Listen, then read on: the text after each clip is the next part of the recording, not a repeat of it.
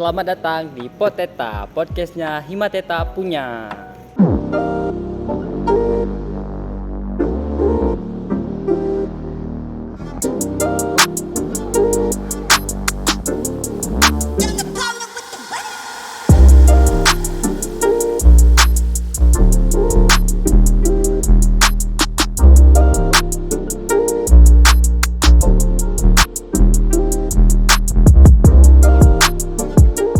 Kita hari ini kedatangan narasumber yang luar biasa juga. Jadi dari mahasiswa Teknik Pertanian 2018 yang bernama Andrew Galota Saragi.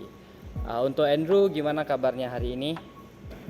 Terima kasih saya sampaikan juga kepada Himateta yang mengundang saya juga sebagai pemateri pada podcast ini ya. Kalau untuk kabar saya sendiri mungkin Ray juga bisa lihat saya alhamdulillah sehat-sehat sampai sejauh ini gitu kan. Mungkin seperti itu. Ya, jadi bisa kita dengar dari Andrew sangat baik hari ini ya, sangat baik-baik saja keadaannya. Jadi aku mau kasih tahu sedikit nih untuk penonton semuanya. Jadi Andrew ini ada memegang jabatan di tingkat Universitas Syahkuala itu lumayan gede nih. Menurut aku lumayan gede untuk jabatan dia. Jadi mungkin hari ini kita bisa dengar chit-chat kami berdua. Itu jabatan Andrew atau organisasi yang Andrew emban itu di Universitas Syahkuala seperti apa? Jadi Andrew bisa jelaskan gimana sih, maksudnya Andrew ada ikut organisasi atau ada mengemban jabatan apa nih di Universitas Syahkuala? Oke, mungkin kalau dari aku sendiri ya, untuk ditanya latar belakang organisasi yang pernah aku ikutin itu sebenarnya nggak terlalu banyak. Jadi ya wajar mahasiswa lah, kita bermain juga di awal-awalnya itu di himpunan. Kemudian saya juga sering ikut-ikut KBM, keluarga besar mahasiswa gitu kan di Fakultas Pertanian. Kemudian itu yang membawa saya tertarik gitu ke dunia organisasi di lingkup universitas seperti itu. Jadi banyak sebenarnya yang mau saya ambil gitu dari universitas, kemudian setelah itu nanti akan saya bawa di kampus saya ataupun di fakultas saya, begitu juga di himpunan saya seperti itu. Ya mungkin nih penonton mau tahu nih untuk sekelas lingkup universitas nih, sekelas Unsia itu ada organisasi apa aja, Andrew? Biar bisa kita tahu, mungkin yang masih sekolah menonton video ini jadi tahu apa aja gitu organisasinya. Oke. Mungkin kalau sepemahaman saya juga mengenai organisasi di lingkup Unsia sendiri, ataupun sekarang namanya bukan Unsia ya. Sekarang USK gitu. USK ya. Okay. Jadi organisasi itu ada yang berupa internal ormawa dari universitas, ada juga yang dari eksternal.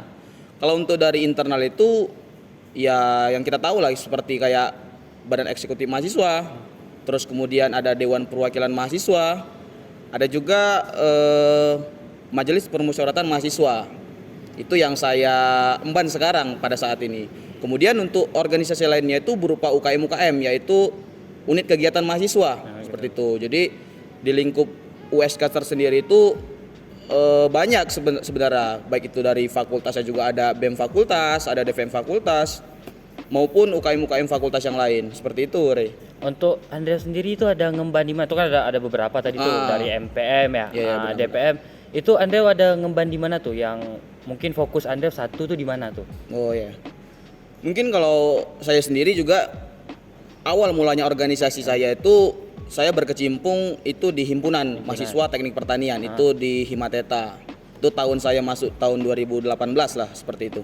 Kemudian karena saya berhubung juga berasal dari Sumatera Utara, jadi di Fakultas Pertanian itu ada satu paguyuban itu namanya IMPAS. IMPAS itu Ikatan Mahasiswa Pertanian Asal Sumut.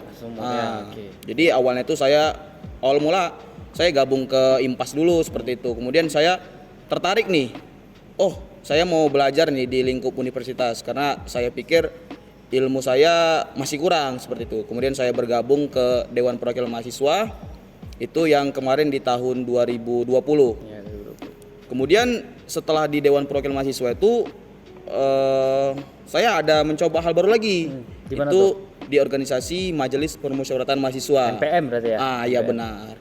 Karena saya pikir di organisasi tersebut saya dapat lebih memahami lah dengan bagaimana dinamika politik kampus seperti itu. Jadi jabatan Andrew sendiri di MPM itu sebagai apa?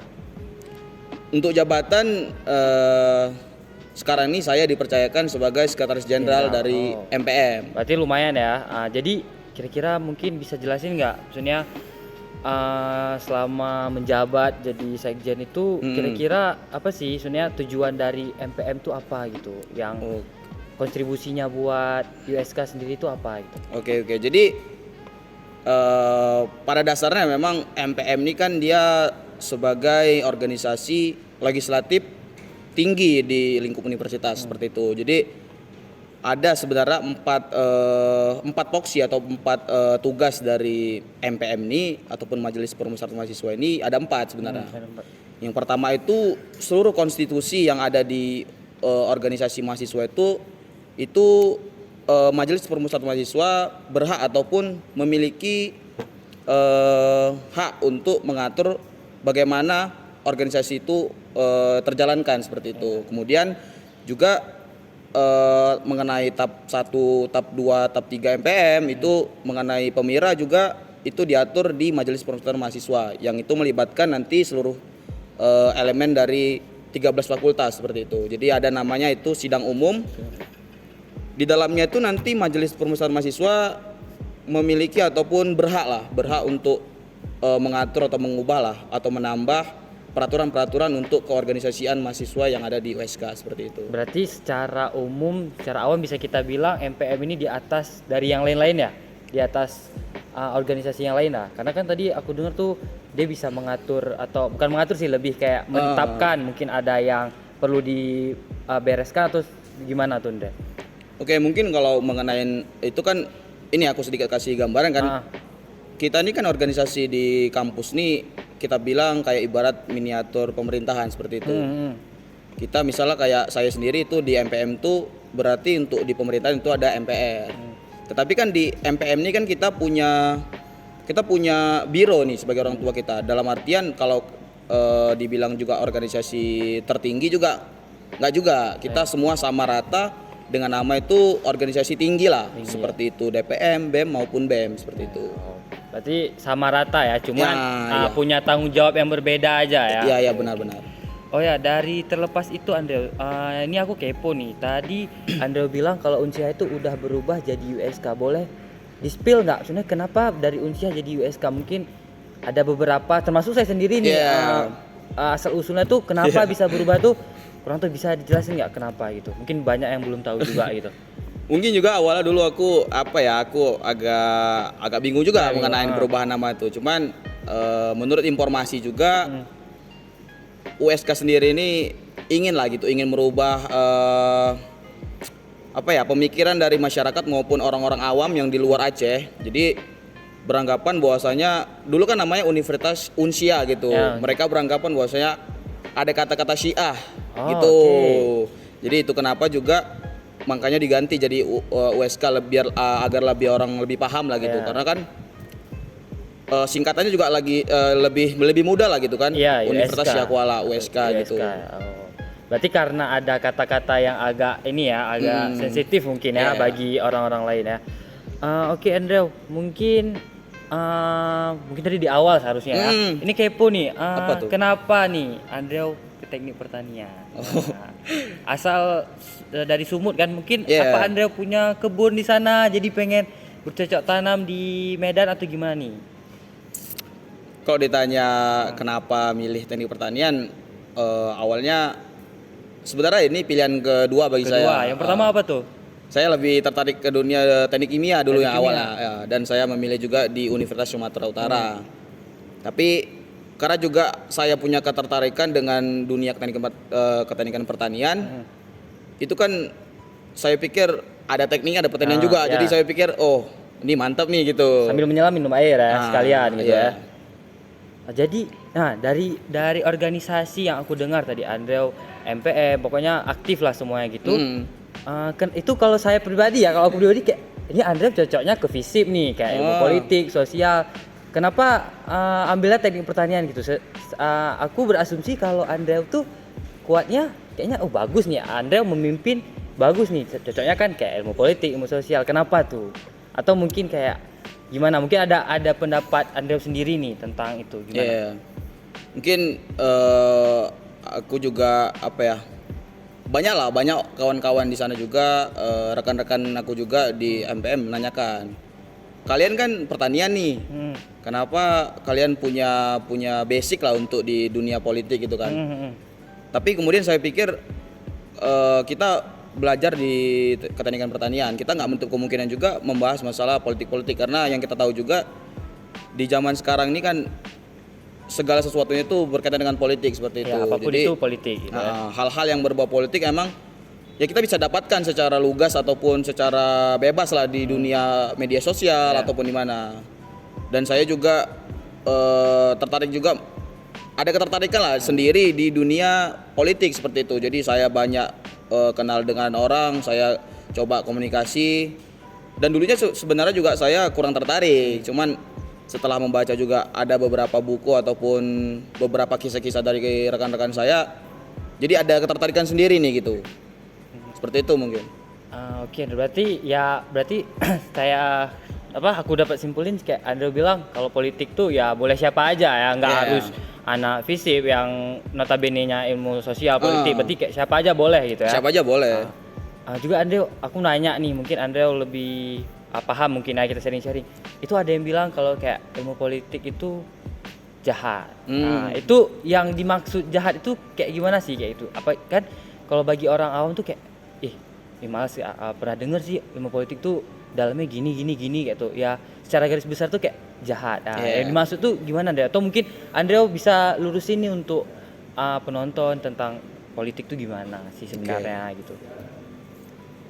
Mungkin sisi gelap dari politik itu ya seperti tadi yang Ray sampaikan lah gitu. Beberapa orang ataupun beberapa kelompok ada yang memanfaatkan sedemikian rupa lah mengenai politik. Tapi saya sendiri menanggapin masalah tersebut itu sebenarnya semuanya kembali kepada individualnya juga gitu. Jadi kalau emang kita punya niatan baik, kita punya tujuan baik dari yang kita jalani itu, ya aku rasa tetap menghasilkan yang baik seperti itu. Jadi kalau ada emang yang menyampaikan bahwa saya politik itu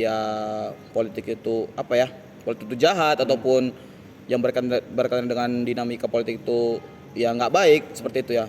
Tapi nggak bisa kita pungkiri juga bahwasanya politik itulah emang yang zaman sekarang ini juga emang berkaitan langsung dengan masyarakat seperti itu, ataupun dengan dunia kampus ataupun mahasiswa lah seperti itu. Jadi ya kalau intinya kembali ke individunya si Rey seperti itu. Berarti ya balik ke pribadi ya, gimana pribadi itu menanggapi si politik ini sendiri ya gitu. Apa tujuannya ya, niatnya itu apa ya.